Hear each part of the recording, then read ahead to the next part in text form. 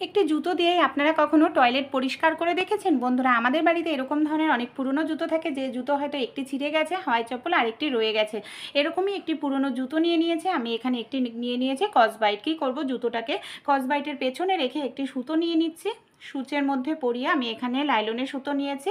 এইভাবে কসবাইট আর যে আমাদের জুতোটার সঙ্গে খুব ভালো করে সেট করে নিচ্ছি। আপনারা চাইলে এখানে কিন্তু গ্লু গানের সাহায্য করতে পারেন, কিন্তু এইভাবে করে নিলে অনেক দিন টেকসই হবে।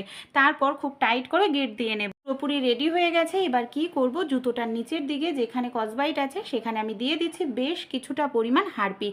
এবার চলুন তাহলে এই জুতোটাকে আমরা কী কাজে ব্যবহার করি। বন্ধুরা, আমাদের বাড়িতে যে বাথরুম থাকে না, এর যে বাথরুমের মেঝেটা একেবারে শ্যাওলা হয়ে যায়, নোংরা হয়ে যায়, যেটা পরিষ্কার করার জন্য আমরা অনেক দাম দিয়ে ব্রাশ কিনে আনি। অনেক সময় দেখা যায় ব্রাশ দিয়ে পরিষ্কার করতে গেলেও হাতে আমাদের হারপিক লেগে যায়। তাই এইভাবে পরিষ্কার করবেন, খুব সুন্দর পরিষ্কার হবে, হাতে আপনাদের হারপিকও লাগবে না, হাত থাকবে নরম।